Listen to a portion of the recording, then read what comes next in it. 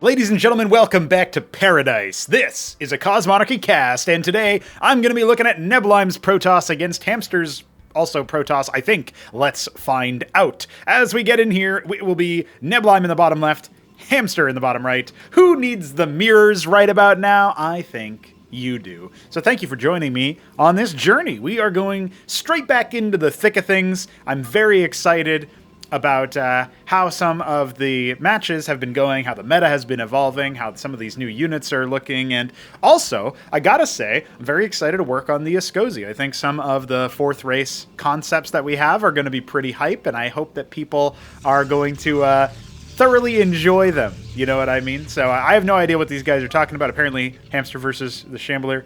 I guess they're probably talking about the Throne Room games, aren't they? Yeah, this game was, of course, played, the set of games, this best of 3 that we have here, was played on the 15th. So, yeah. Pretty good stuff, So, with that all said, I'm very, very keen on how this mirror matchup is going to go. Neblime's still learning Protoss at this point. He hasn't played it too much by now. He has only recently been the Zerg champion of Acropolis, if I'm getting my timelines correct. And it looks like Hamster will be scouting his opponent correctly the first time. How lucky for this man. I gotta say, too, I'm really liking how, as people get more and more used to the features of the new Cosmonarchy config, the fact that we have that preferred color system. Hamster was setting his preferred colors to Magma, so was Krankendow. I feel like that's now the color. Everybody loves the magma color on Zerg, and maybe in general. I know Hamster was magma as Terran. So that color preference, you can kind of see like, oh yeah, okay, that's pretty cool. So, as we get further into things, we'll definitely see what colors people decide to go for. And, magma will seem like the new cool color to always get, but then everybody is going to be playing and trying to get magma and fighting over it, and then your second choice will be there instead, so that's going to be something kind of interesting. Like if Crank and Hamster played against each other, I don't know what the second choices for those players are, but one of them would end up getting it because magma would be taken by the other guy, and then it's like, dude, what the hell, I wanted to be magma, and then whoever's magma obviously wins, right? We got a 3-gate versus a 2-gate opener so far here. Neblime gunning it with that Legionnaire. It's going to be a Legionnaire out nice and early for Hamster as well, and he's going to throw his own 3-gate down with Neblime still not 100% sure where his opponent is, but now he knows that it's in the bottom right. His scouting pattern tells him that the Legionnaire will be marching its way over there if it so desires. Instead, looks like he's going to go ahead and swear fealty to these resources. Of course. BDB watches over us. Oh, no, not yet. Oh, I guess he's in. Probably what's happening is that Neblime is inside the Discord server streaming his POV while BDB watches. That's something that happens very often. Please, BDB implores you, if you are somebody who plays Cosmonarchy or who would like to play Cosmonarchy and you join our Discord server and you play a game versus somebody else, you must stream your POV in the bullying corner. You can be muted and deafened like Neblime is, or you can talk and give commentary while that happens too. BDB just wants somebody to watch at pretty much all hours of the day that he is awake, so please join and provide some viewing pleasure for him. It's going to be Legionnaire versus Legionnaire, and the early engagement will favor Hamster with 5 versus 4. Teleportation kicking in here, but there's 2 more coming in pretty soon, and so I think Neblime will be able to overwhelm this position. Good focus fire from him, and you can see Hamster having to turn tail. But hey, you know what? The HP damage almost exactly the same. Reinforcements coming at the same rate. It's the Legionnaire stare-off. Who's going to flinch first? Who's going to be the chicken and build something other than a Legionnaire? Let's find out. That first engagement going the way of Neblime, but the second one, much better for Hamster. He ends up isolating 2 Legionnaires nice and early. And I know it's silly. I know it's goofy, but don't worry. It's mass Hierophant as the response from Hamster. In fact, a little bit of Hierophant coming out of Neblime. It really is the mirror matchup, guys. It really is mirror magic. The other question, of course, who's going to expand first? I think maybe Neblime is gearing up to do that, but he needs to hold versus Hamster's superior military count of 1. It's 1 more military unit, dude. That's scary. At this point, you can't really fight into this just yet, but if the Hierophants get over there and actually march across the map, especially if you get that Ecclesias on the front line to heal the shields of all of the melee units, oh man, at that point, you're in for a world of pain.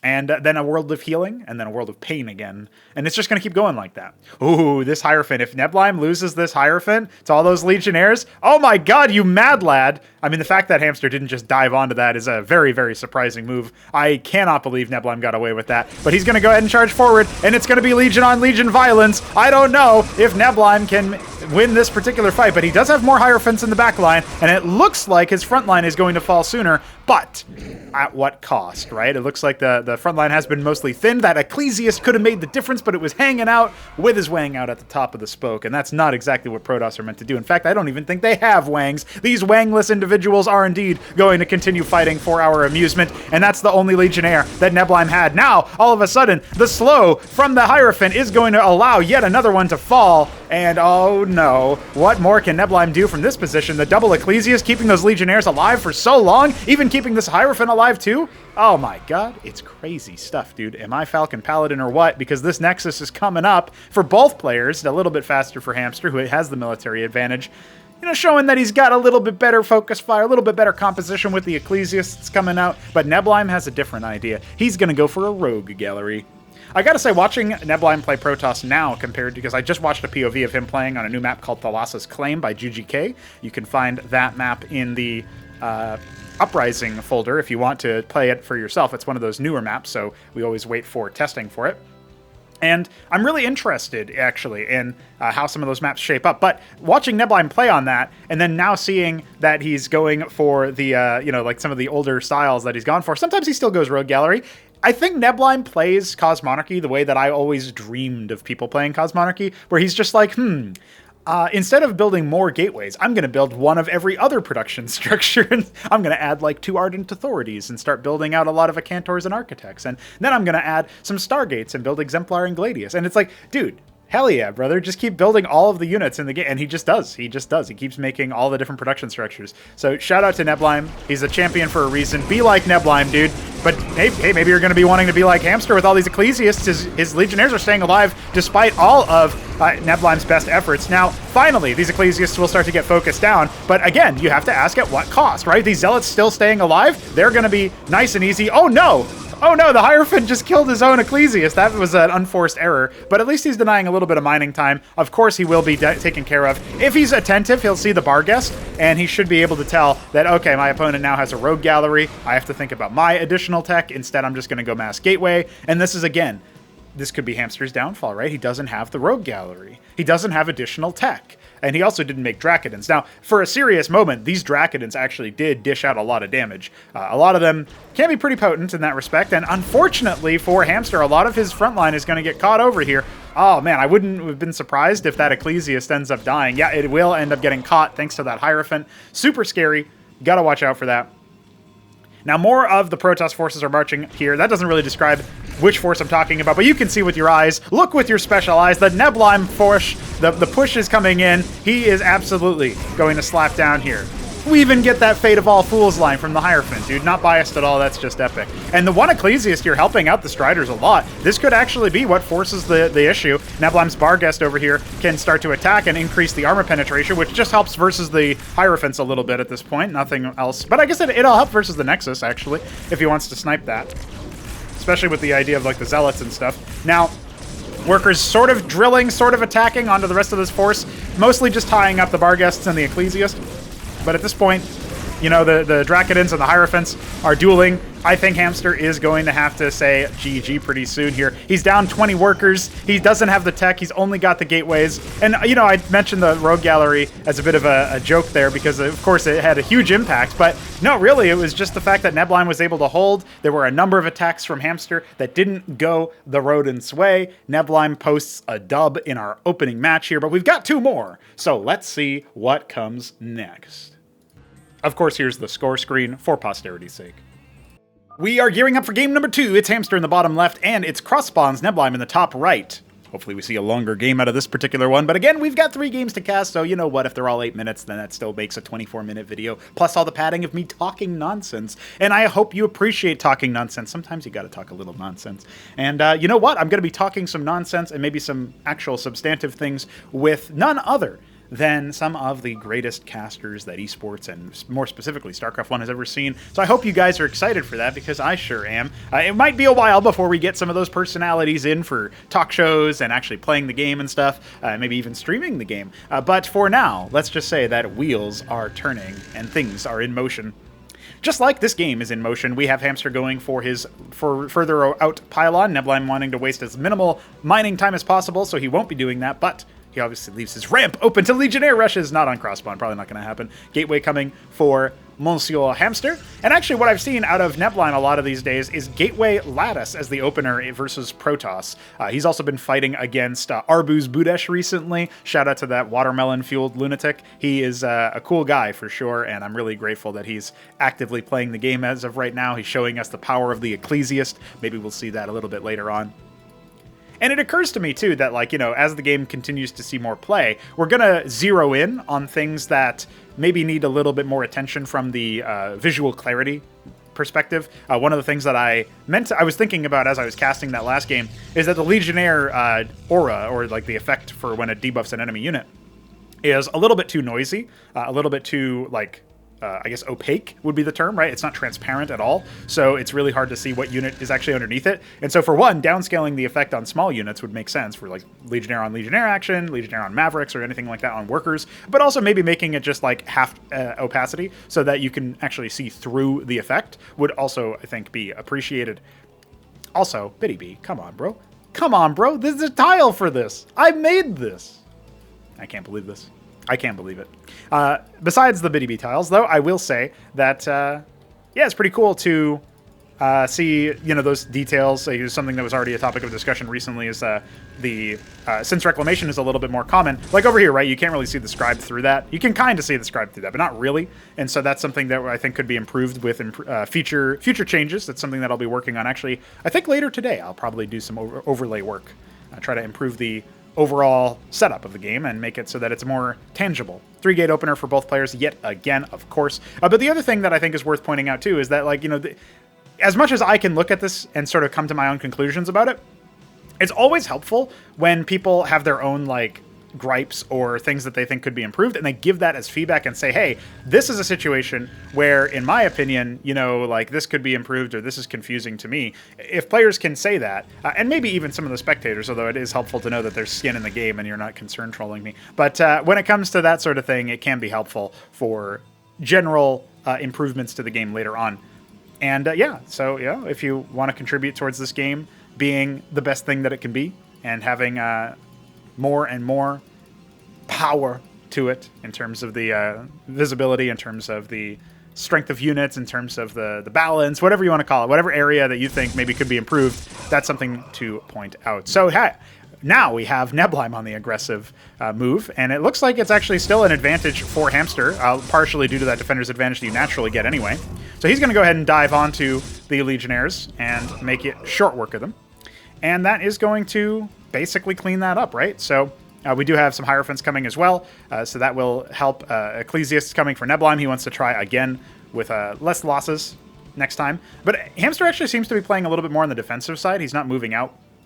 He's maybe instead thinking about banking as his economy ramps up towards getting a faster embassy or maybe expansion, depending on what these players are going after. So that seems like it could work, but Hamster is reconsidering that. Or maybe he was never considering that, and I was misreading the situation. But that's a cute little caster move. We'll say, no, actually, he's going to do this instead, as if he was considering the other thing to begin with anyway. Bit of a war on two fronts here around the pyramid. We'll call that Giza. And, of course, the Neblime forces are going to get shellacked a little bit here. One thing you'll notice is that during that fight, Hamster has not actually spent any money. And so that is an area where improvement could be made, but he's going to go ahead and queue up some units in the gateway now, and he can drop his Nexus at any time he desires.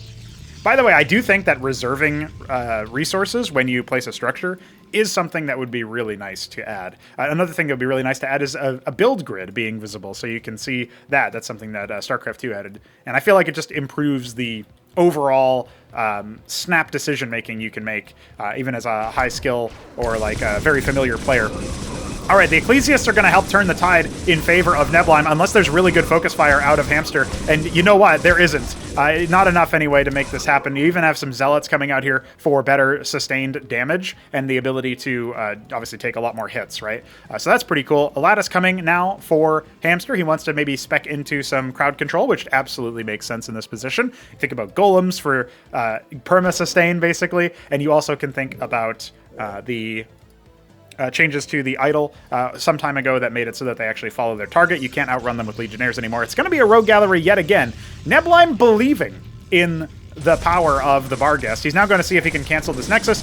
Very unlikely for that to work out. He's actually getting a little bit surrounded over here, but hey, you know, his Legionnaires might get a little bit too carried away, quite literally, by the enemy forces. Now the focus onto that Zealot, eventually going down despite the Ecclesiast shots, and yeah, it looks like this will be a full army wipe in favor of Hamster. Again, he hasn't spent some of his money, but he's mostly kept on the ball when it comes to the macro. He's now going to be producing workers 2 at a time.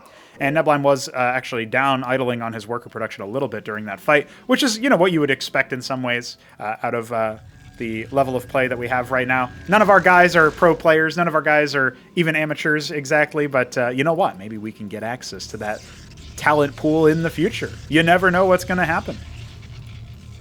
So it's going to be a second lattice, and we will see golems, so that makes sense. And Neblime did discover recently in a casted set between himself and Jack Yelansky's Zerg that you can Psystorm an area and then run golems into it, and then they just they shield heal themselves, and it's really, really powerful, actually, because they basically are perma-sustaining under Psystorm. That's like really cool emergent reaction or interaction that happens sometimes when you have a complex game. Or I guess maybe a deep game would be a better term for it, because, you know, there's some things that I'm sure people think are complex about Cosmonarchy, but it's kind of like if you just learn the moves that the piece can do in chess, but there's like 50 different pieces per race, and, you know, asymmetric matchups and real-time components. But besides all that, I swear, it's pretty, you know, as long as you learn the interactions, it should be good.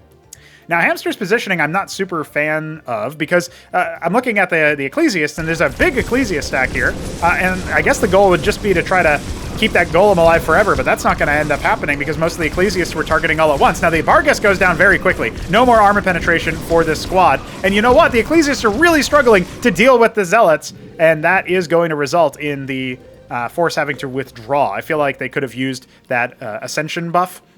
So there's two parts to Vengeful Ascension. Vengeance is when an Ecclesiast or a Servitor or a Vassal, and there's a couple other units that can do this too, dies. And when those units die, after a second, they will proc the ability, and you'll get a significant move speed increase for a short amount of time. Now, when the Ecclesiast dies, that's something where you're supposed to say, oh, okay, that means I can now withdraw or I can reposition. You kind of want to use that, right? Because if you're not moving, you're not benefiting from movement speed. Ascension is when you ascend an enemy's corpse, and that's something that the Hierophant can do. The Hierophant, if it stacks an enemy 5 times with its attack, their overlay will turn from blue to red. And that red overlay indicates that they have an attack speed slow as well as the movement speed slow. And if that unit dies with that debuff on it, then you start to get an attack speed increase for allies of the Hierophant. So now you're sort of up to speed on what those overlays mean and what's going on. But the fact that Hamster wasn't really making effective use of his reposition power to sort of like kite backwards with the Ecclesiasts when one of them died to give them that movement speed boost definitely feels to me like a bit of a missed opportunity there. It is an ability that is a little bit minor in terms of like most people don't necessarily look at it. The Barghest's now doing a little bit of pressure, but they are going to be summoned back as the Golems try to sick onto them. A very long firing squad here for Hamster of all of the Ecclesiasts. And you can see now that movement speed increase because of that.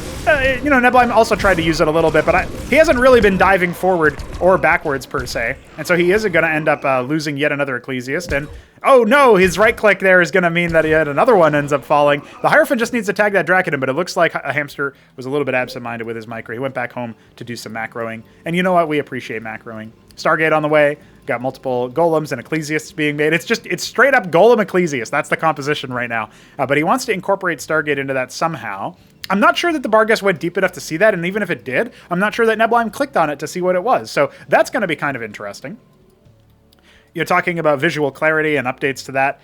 Something that I thought was kind of interesting to think about is that I think there's like subtle tells, at least if you go by like what Uthermal and some other StarCraft 2 players will say, there's subtle tells for what structure is being warped in when you look at it. And I don't know, it doesn't seem very obvious to me, and I'm also watching all these VODs at like 2x speed or whatever, so I don't necessarily get those subtleties. But I thought it was interesting that he can say like, okay, that's a Stargate based on like the kind of warp vortex it has or something. It could be interesting to maybe do something like that in Cosmonarchy as well, maybe a little bit less on the subtle side and a bit more on the, okay, this is more obvious side. And then we should probably also do that for Zerg and for Terran, basically giving each structure a little bit more of a unique initial construction frame set. And I think it would be pretty trivial to do this for Terran in particular. So that might be something else that I do after the overlays are taken care of. Now the Barghests are giving this red circle power move, and that's increasing the armor penetration of the Protoss forces. That big blue strobing effect was the movement speed buff, because one of the Ecclesiasts ended up dying, and that has allowed Neblime to catch up to his opponent. And so now, you gotta watch out for that. If you're Hamster, he's gonna end up losing an Ecclesiast pretty soon, I think. No, actually, it manages to get away, but if that happened, then the rest of his force would be guaranteed an escape. A single Exemplar is up. We got Matrixes coming up. This is really important, because the Matrix, it basically does the Ecclesiast proc, where it attacks an enemy and that enemy bleeds shields out for Hamster's allied units and stuff. It also will release that pulse around the Matrix itself. So if you're fighting around it, you're going to get double benefit in some ways. The Exemplar dealing some splash damage. It's not being focused down yet. That's the attack speed increase thanks to the one Hierophant that managed to get that proc off. And now the Golems are being chewed on through. The Exemplar being focused down, but it's not going to end up falling. And that is really going to be a decisive victory for Monsieur Hamster. He even gets a satisfying last hit, and a Golem is offered up as well. There's a bit of a sacrificial move there. Neblime not realizing his rallies were not updated. He's adding his own Stargate, continuing to produce Barghests for the armor penetration. And you know what? The Exemplar has 3 armor, so that's a pretty big deal. Looks like 9 o'clock going to be taken now. Third base very nicely saturated here. Hamster with the economic advantage and tempo on another base. Definitely a situation where he's able to push his advantage now. He doesn't necessarily need to attack across the map, but it looks like he's going to go ahead and send an Exemplar out off to the side. I'm wondering where his wounded one went. Just me, or is it gone? It's vanished. Oh no, it was actually leading the other one. Man, that color is actually quite hard to see on the minimap. All right, so it's going to come on in and maybe harass the third base, force these units into a more defensive position. Might even allow the ground army to just charge into the natural and attack that if he wants to. We'll see what his game plan actually is. Panoptis is being made as the counter response. I like that, actually. And we have a second rogue gallery coming. I'm not sure if that's going to be for Vagrants or if it's going to be just for more Barghests, right? Now, here comes the little heckling here. Workers almost immediately removed from their posts. Barghests now dispatched to try to deal with them. And this is the right move. You keep your ground army in place because the ground army from Hamster is over here, and the Exemplars aren't here to boost it up. But hey, that attack speed increase might still be powerful enough. I mean, the Golems are staying alive for a long time here. The Focus Fire needs to come in there, but that means that you're not dealing with everything else. However, there's still no splash damage in Neblime's army. The only splash he actually has is the Golems. Now, elsewhere, I'm not really sure what happened to the Exemplars. They might have been hunted down by those Barghests. Indeed, I think they were. And so that's going to close out that particular force. The Barghests now reveal themselves, but they can be focused down nice and easy thanks to the Ecclesiast. We don't have any attack speed increases anymore because now the Hierophants can't actually stack up their hits on anything because the Golems have gone down. So the beefy front line means that that's no longer a possibility. Kabbalist is going to come in here and go for an attack, but the Matrixes are in place, so he can't really do anything there. In fact, I think Hamster has figured it out. And he's like, hey, wait a second, what are you doing over here? But there's plenty of static defense all over the place. And indeed, you know, is there? Yeah, there's some in the main as well. Crucible, third lattice. We've got the embassy now making witnesses, a second Stargate. So this Kabbalist is actually going to be useful, mostly for scouting and seeing that there is indeed a Stargate. I'm not sure he's going to see the second one. A redundancy pylon now, but that Kabbalist will indeed be shot out of the sky, and by out of the sky, I mean from the sky. Panoptis is scrambling vassals as well. So we're seeing the lattices come out and not make just pure Golem anymore. A very interesting game now. Crossbond's definitely affording that. Witness on the front line. Would love to actually spot where the army is. Need to see maybe a couple more Hierophants to try to catch these air units. But the fourth base is up and running now for Hamster. He's got a daunting worker advantage now. Let's see if Neblime can get up to anything powerful over here based on his composition. Remember, there are some compositional differences between these two. Key among them being the Barghests to try to burn down the armor. But actually, Hamster isn't really using that many highly armored units. I guess the Golems are there. As mentioned before, the Exemplar are there, but the Barghests will help deal with those. And there it is. 3 o'clock coming up for Neblime. He's definitely behind the 8 ball. So many Wardens have been put up over here. I really don't think that the air units are going to be able to do too much from this position. Rest of Neblime's army going down to 6 o'clock to see if there's anything of value over there, but as it turns out, there is not. So at the very least, he knows that, okay, my enemy is only up on one base, on me, and I can saturate this to negate that advantage, but he's still down by 30 workers, right? So it's still quite significant. More Golems, the composition not exactly changing here, adding more rogue galleries, more Stargates, or at least just the continuous Panoptis production of the one Stargate. We've got, Wardens and another Lattice coming for more Golem production. We've got Exemplars coming. Unfortunately, Crucible doesn't reach the second Stargate, a little bit unfortunate. Double Embassy. Hamster loves the greedy play. That's where it is sourcing him all of his worker advantages there. At least it's part of the reason why. Now he's going to go for a 6 o'clock spawn. So he's still increasing his tempo, and he's really threatening a heavy army victory here. The Air Force needs to figure out something that it can do for harassment, or it needs to join with the rest of the army. But the witness has revealed it, and so Hamster should be aware. I definitely think he's in a commanding position now. He's got reinforcements back at home. The scribe gets sniped, so that confirms the position. The witness continuing to scout around with it. Another one with the army to detect any would-be evildoer cloaked units like the Barguests or the Kabbalists that may or may not come up into play. In fact, the Air Force is going to return back to 6 o'clock for Neblime, and so he is going to be able to try to defend this, but I'm not sure. This could actually be what turns the screws and hammers down the nail for Exemplar, so it's not a crazy number.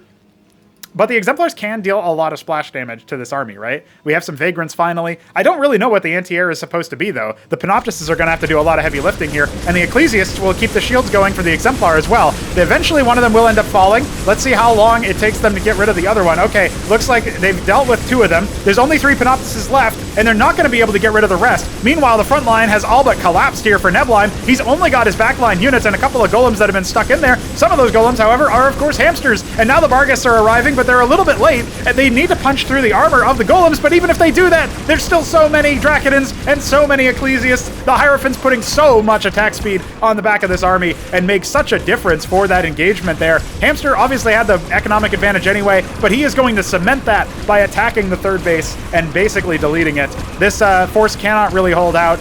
Neblime is back in against the wall. He's trying his best to see what he can make from this position, but we've got reinforcements coming. Hamster not exactly spending his money stellarly, but still in a way that is going to be able to overwhelm this position. It feels like it. He's going to fall back and wait for these reinforcements, which is going to basically double his army size. Neblime definitely feeling the pressure. He's dwarfed in terms of military. He's dwarfed by almost 2%. Yeah, he's almost got 90 workers on the guy, dude. Like, that's crazy. I think right now it's at 80, but that's just a ridiculous number right now. Obviously, 6 o'clock fully saturated, capping the geysers. Looking good. We actually don't see any gas caps coming out of Neblime in any of his bases. That's despite his heavy amount of minerals. He's got his Ancestral Archives, making a Patriarch. That might be something that makes the difference. Unfortunately, his Crucible isn't going to reach this one. He's going to have to add another one over there. So expanding his production as best he can. He's going to see if he can go south and to the bottom right, specifically for that bottom right spawns natural and maybe even main.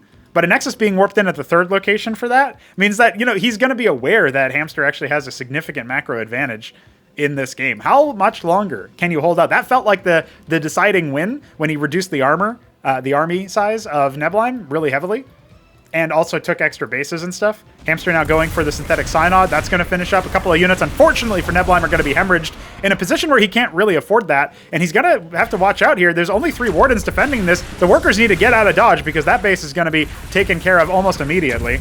Indeed, they will be, but the Nexus is the prime target. Going to go ahead and pop the pylon so that the Wardens can't do anything. And so with that Nexus gone, back down to only 3 bases. Remember that some of them are starting to deplete, right? There's less mineral income from both the main and the natural. And now the high ground held by Hamster means that his ground units can absolutely pressure this, although it's a very tight funnel. Looks like Hamster was attempting to take another base in the top left. He's already got the Nexus coming in at the bottom right 3rd, though, so I feel like he's in a pretty good position here. Call that 5 o'clock. 12 on the clock being taken by Neblime. Distance mining with all of the workers that he just evacuated from 3. I don't know, man. He's definitely got his back against the wall. Maybe the Patriarchs can make a difference. A second Synthetic Synod being added back at home here for Hamster. Man needs another Crucible, but he can't exactly fit it anywhere. Maybe interrupting his ridge harvesting or something based on the layout. If this was like off to the right a little bit, you could put another one over here. But anyway, big army meeting in the middle, meeting of the minds. Patriarch leading is very dangerous. You got to watch out for that. But thankfully, an Ecclesiast gives its life to speed up everybody out of there. They're not going to get tagged by a Hierophant at the umpteenth hour. Spooky, spooky stuff. And remember, we still have one game after this to decide. If Hamster takes this, right, and we treat it like a real best of 3, then, we go to a decider, right? That could be pretty cool. By the way, the most recent episode of Prototype, I talked about some alternative competitive tournament formats that I think you guys might appreciate. Like, for example, having a bracket phase instead of a group stage style tournament. But it would still be like invitational. We would just seed them directly into that. Let's talk about that on the podcast, of course. We do have that movement speed increase coming in for this fight to get across the bridge a little bit more efficiently. The golems are starting to fall, but there's still so many of them for Neblime. And it looks like there's even more of them for Hamster. So the focus fire not exactly there, and a lot of the front line capitulating now. Neblime hitting the deck. His Uptecton is on the way. He's got 4 Patriarchs. He just doesn't have that much chaff. He's actually got 6 Patriarchs, and that's a crazy number in theory, but is it going to be enough? I don't know if the answer is going to be yes. He needs to hold this army at bay. The exemplar count has risen. He hasn't fielded additional anti-air and no air units of his own. Now his forces are completely sandwiched, using that movement speed increase to totally surround them and pin them to the wall. That is going to be all of the tech units falling. The one-up Tecton on the high ground doing its best to fire shot after shot. Still ranking out there with max damage right now in this version of the game. I promise it's very cool. On the other side, an exemplar of Neblime's own, but it's not going to be enough, man. There's so many units over here. The third base nexus is going to be destroyed just as 3 o'clock was taken out. And you know what? Bottom right natural has been taken, 3 o'clock reestablished, but there's no workers there. There's almost 200 workers for Hamster and barely 120, under 120 in fact, for Neblime. GG is called, and we go to another match where we get to cast even more of these two people. I can't wait. I hope you guys are enjoying this series so far. We have Neblime in the bottom left and Hamster in the top left. So vertical spawns. We did have horizontal spawns first, then we had cross spawns, now vertical. So we've seen almost every configuration you can see. The only other one being right side vertical. But, you know, or I guess top side horizontal as well. So I guess, you know what, these two should have played 2 more matches on this map and submitted them as well. And just auto-magically gotten those extra pieces, right? Gambler's fallacy or whatever. No, in all seriousness, though, I have been enjoying the way that those games have been going. I think that cross-spawn game was pretty interesting, the way that they both kind of... They mirrored the broad composition of, like, Ecclesiast Golem, but Hamster got that economic advantage and used that to go for fast Stargates, right? Fairly fast Stargates for the Exemplar to deal with that crowd control. Really, I think that was the answer. Neblime didn't really have any splash damage. His only AoE, ironically, was Golems, and they're not going to be able to reach the back line in most of the situations that you're fighting against, unless you can also deal with the enemy's front line, in which case it was mostly Golems. I think, yeah, it was really interesting to see, like, Ecclesiast Hierophant in Hamster's army. He obviously went for Hierophants a little bit more often, and I think that attack speed increase definitely helped him from the Ascension mechanic. So that was a pretty impactful decision. And the other thing, too, is that the bar guests have been something that Neblime has been experimenting with, but I don't know that they were that impactful. I guess the idea was to allow them to help rend the armor or negate the armor, really, because it's buffing armor penetration for your allies, negate the armor of the golems. But they still have that shield healing from Tranquility Array, their passive. So it's not exactly a panacea for that. If it was versus Zealots, that would make a bit more sense, because I don't have that extra detail from Tranquility Array. But when it comes to the Golem side, yeah, I feel like that passive alone is worth getting them, even if they had no armor to begin with. So for sure, they are a pretty powerful unit. Now, each one of them is 200 minerals, so you are spending a lot of money on it. But it's still, I think, worth pointing that one out and saying, hey, we've got ourselves some pretty exciting stuff going on here. Now, it's Gateway Lattice for Neblime, and it's actually Gateway or Lattice for Hamster. That's really interesting. Let's see what he ends up doing. He's going to go for... I think he'll go for Vassal Barghest. He's done this in PvP before. He actually did this against Hapsea in one of the games on Sideshow, and that ended up being a ridiculous amount of back and forth and like a really long game, and it was very interesting stuff for sure. Maybe not as interesting as when he used Mind Tyrant on a Clarion and stole the entire army. But that was on Derelict. That was a different game. Derelict is not Hapsea's map, man. He plays Hamster, and that happens. He played General Anakin on it previously and in the groups, and that was just a total ridiculous move where he kept using Mind Tyrant Tyranny on all the powerful units like Solarians and stuff. Oh, my God. It was a real journey, that's for sure. Now, it looks like Neblime experimenting with Manifolds. Now, if Hamster loses to Manifolds, he will have an interesting reaction, right? Because he's going to basically say, oh my god, Manifolds, I asked them to be remade, and now I can't. I can't do it anymore. So here come the Vassals. They are going to start attacking. Neblime is going to start losing some workers. And there's an Ecclesiast here, a couple of Ecclesiasts here, so they can help defend the workers. But is it going to be enough? I'm not so sure the answer is going to be yes. There's the movement speed boost to get them out of dodge. Manifold's tickling him. And so, yeah, killing, what, 4 workers, in fact. Definitely helpful. Although Hamster has only 1 worker advantage. Somehow. In the middle of those vassals flying over a very dark brown spider of a very small size, probably the size of a quarter, maybe a little bit smaller, crawled down my wall. And all I could think of was, should I just start smashing in the background of this cast? Should I do that? But normally I leave spiders alone. They're pretty cool guys. They maybe they'll help eat all of the other bugs and stuff, right? Although I think they lose to centipedes. Does anybody know the matchup there? Spiders win versus centipedes. I try to leave centipedes alone too because they also eat a bunch of other bugs, but those are ones where you look at that and you think, man, everything in my fiber and every fiber of my being is telling me to attack this bug and destroy it. And it's kind of the same with certain spiders. Certain ones, you know, that when it's super dark like that, that's the one that makes me think, oh shit, I should kill that before it poisons me. But I have no idea what kind of spider it even is, so it's probably fine. And if I wind up in the hospital later, I'll let you guys know from the hospital cast over, dude. Pog. So let's see. The ground army here versus the mass vassal. I don't know who wins here. I think you have to be very careful as Neblime. You can't just sit here and let the vassals build up. You know, spinning their web and stuff. Now I'm looking at my feet like, where is it? And then saying feet out loud makes me think of feet. I'm sure the beaver is happy. So Neblime thinking about an expansion, but his opponent already has some static defense set up. Hamster going to go for his Nexus faster. Very interesting stuff. He has harvested a little bit of S-Beam during all of this, and he's used that so far for a Matrix and nothing else. So we'll see if he ends up going for like an embassy behind this or something. I don't know. It's interesting. 16 vassals. Well, there's an idol out now. A couple of them, in fact. So I do feel like Neblime has the tools for this. Idols do deal AoE. Something that I'm really looking forward to... By the way, Bitty B, what's wrong with you? And something I'm really looking forward to is when we have our own game... you know, our next game, and it's in our own engine, is the better way to put that.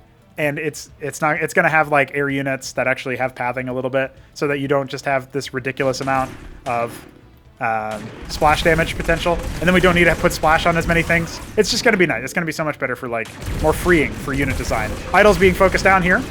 It's the right choice, but can they get away with it is the question. The Idol actually wasn't shooting for most of that fight. Instead, everything else was trying to deal with the Vassal threat. And remember, the Matrix was actually helping the shields of the Vassals out a little bit as well during that engagement. Now, another Matrix will end up finishing. This Matrix will end up being focused down. So I think that Hamster can hold this. He actually doesn't have that many units being coming out here, so it could be a problem. He wasn't attacking this Draken next to the Warden, so he didn't end up keeping the Warden alive either. But I think it's probably going to be enough to deal with this. The Scribe's helping out as well with their 1 armor penetration. And indeed, I think at this point we can be pretty sure that Hamster will be just fine. He is down in workers, but for how long you have to ask yourself. More vassals coming out here. That one Ecclesiast healing so many shields, it's ridiculous. What the hell? What is going on over here? More units coming up. Oh no, not my Scribe. Oh, it died. More defenses being constructed. It's about 30 seconds before those are ready. Is a Hamster going to have that time? Is he going to have the chance? More vassals being amassed. Send your workers to harvest. Nexus is nearly complete for Neblime. Needs to get those workers to harvest. No, he's going to use them to fight. You know what? Maybe that makes some sense. Oh man, what a silly match to close on. All right, charging forward with the Ecclesiast movement speed. Going after him with the Scribes. This movement speed Scribes using the Vassal as well. Oh my god, no, they got to get after him. Get after him and use the heal. Surround him and kill him. Oh my god. Oh, no, he wasn't able to make it happen. But double Matrix is really hard to break now, so that's probably going to be a position for Neblime to reconsider his options. We do see a gateway has completed for Mr. Hamster. He is going to go ahead and add some Ecclesiasts to the mix. So it's back to Ecclesiast Golem, it looks like. Man, I actually don't know how to call this one. I guess we're even? I mean, Neblime has a bit more tempo. He's definitely in a favored position.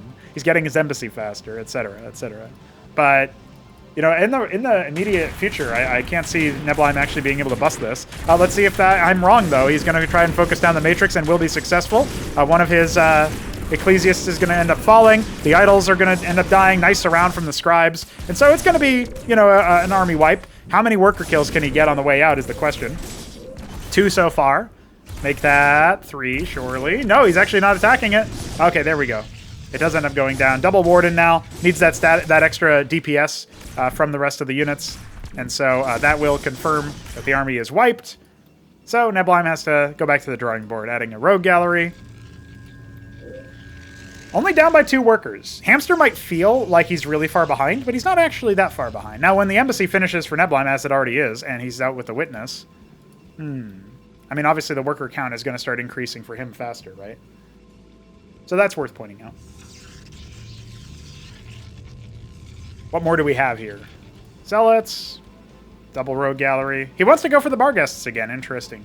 I would think Barguest Vagrant would work pretty well, but you need more than just 2 rogue galleries for that, if you're going to be consistent with it anyway. That being said, Neblime has a pretty big military tempo advantage. He can take a 3rd base faster because of that. He's put Hamster on the defensive. We'll see if Neblime recognizes that and goes for it. Also, I guess there's a little bit of a mind game there, where if Neblime overcommits to the economics of things, then maybe Hamster kind of has a 6th sense for that and just attacks and then, you know, resets the balance of power in his favor. So that could also be a thing. Hard to say. Something I've noticed Neblime do is he adds every production structure to one control group so he can rally them, and then he uses the camera hockeys to do individual ones. That might be something that a template for other players to follow. 3rd base actually going to come faster for Hamster, it looks like. Well, we have about the same time. That's something I would have expected a little bit differently. A Crucible over here to power the structures. This might be a bit preemptive, but I guess it's going to allow him to make workers faster. So there's some theory behind that might make sense. Hamster only down by 2 workers right now. Like, that is actually quite surprising to me. And I guess he'll actually be able to, you know, close things up because this embassy's not pumping for Neblime. So that's something that's worth pointing out. Although right now, Hamster is also not making workers. So never mind. In theory, it would have been able to close up because of that. Witness coming for Hamster. He's probably spotted the witness in his own base. Although Neblime seems to have left the building with it. Indeed. Oh, I see. He scouted the 3rd base and said, oh, yeah, that's what I was doing. Same brain. Yeah, that's pretty funny. I gotta say, Hamster is a very sportsman-like player. He always loves the idea of having some good games played, and I appreciate that about him. I gotta say the same about Jack, same about Crank. You know, these are the guys that are the new kids on the block to some degree. Hamster's obviously more of a veteran. It feels weird calling Hamster a veteran now because I'm kind of used to like Shambler and to a lesser extent Neblime, and to a greater extent people like Mystery Meat, who's actually been AFK for a little bit now, but that might change soon. His weekends are going to be more available, I think, now that he's settled in. He almost joined us for a tournament recently, but unfortunately fate dictated something else. Now, there is a charlatan with this army. In fact, it looks like there's 2 of them. That is going to be pretty significant now.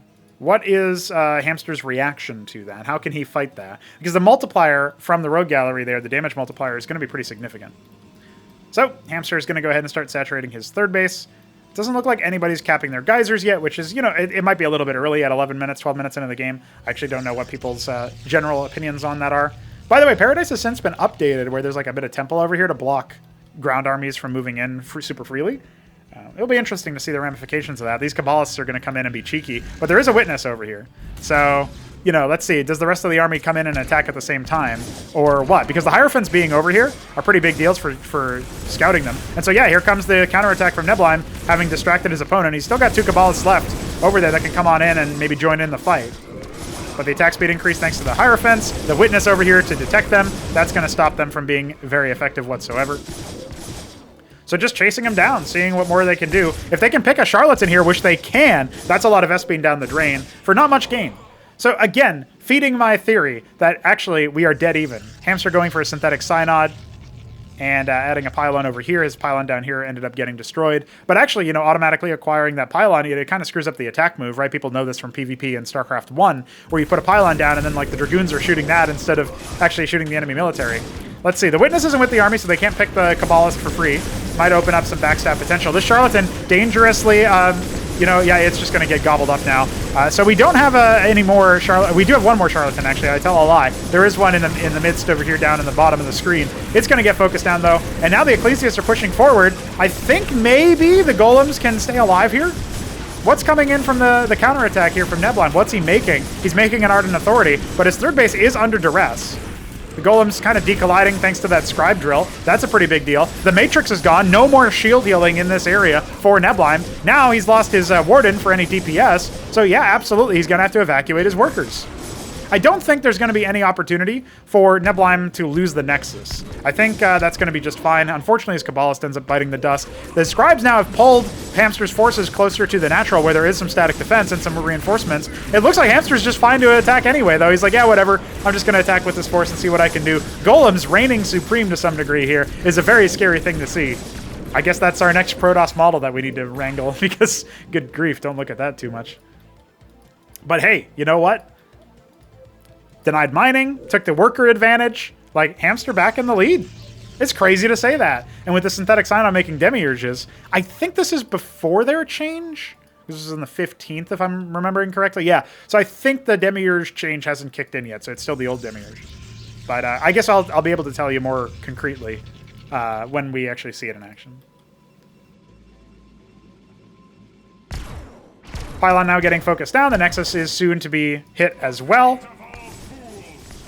The Fate of All Fools, the Cantor is coming out, second Ardent Authority, third Ardent Authority. Okay, no Crucible yet. I guess this Nexus will eventually die to the slap fight. None of these units are good at dealing with structures, by the way. But you know what? You have enough of them, they'll burn it down eventually. Like, if the Golems were Zealots, they'd probably deal a lot more damage if there's anything else in there, too. All right, well, the Cantor has made itself known. It's going to help try to burst down this stuff. And the Charlatan-Cantor combo can be very deadly. Just see, like, you saw how it fired 2 shots there. Now, the Charlatan is still over here, but the Cantor's not fighting the same target. Now the Charlatan's going to get focused down. No, he goes after the Cantor and destroys it. The Charlatan is next to fall. And what more do we have over here? The Envoy is empty. It doesn't have a Cantor to pick up in micro. The Matrices are fallen. Oh, no. Double a Cantor on the high ground, but down to 2 bases with the Nexus destroyed. Hamster can take 12 o'clock. In fact, is taking 12 o'clock right now as we speak. And the Demiurge is over here. Indeed, is going to start taking over these units. It is actually the new Demiurge. So he is going to go ahead and take command of them as they take fatal damage. I didn't think that was actually happening, but indeed I had already done that by now. So I guess shout out me. But the Nexus is now being focused down. The workers being eliminated. So many of them taken by Hamster. He can just fly off with them and say, thanks for your workers. I can saturate my 4th base now as I destroy your natural. You are down to 1 base, sir. That is worth a laugh indeed. Haha, free scribes. Yep. So because the Demiurge wasn't in there, you'll notice that 1 vassal did end up dying. So what can Neblime do with his fleet of Acantor envoys? Well, I guess the answer is nothing. There's 3 Demiurges out. Never mind. This is going to be GG. Nice Acantor detonations. That's pretty good. But they're going to be given over to Hamster now that he's killing them. When you deal fatal damage and a Demiurge is nearby, the unit is then liable to be mind-controlled. And when that happens, yeah, it's GG, basically. So there you go. All right, some very interesting games. Hamster proving that he is the more experienced Protoss for now. There was a 4th game, but I guess it broke or something. The replay wasn't working anyway, so thanks to Krankendow again for previewing that and letting me know, because that would have been very disappointing if I was like, oh yeah, we'll cast another one tomorrow, and then I couldn't. But that is the 3-game set. I hope you guys have enjoyed. This is a pretty long video after all, with how long those games went. But sometimes we do this, and now that I've done a bunch of shorter videos, medium videos, longer videos, I think I'll probably put a poll up on the channel pretty soon asking you guys what your ideal cast over length is. And maybe we'll also do a Discord-specific poll and kind of compare the results, just so that we have like people who we know have skin in the game and people who we are, maybe we're not as sure if they've even watched a video before, because it's YouTube and anybody could vote. But anyway, share your thoughts. We'll be back. Stay tuned, stay subscribed, etc., etc. Peace. GG's.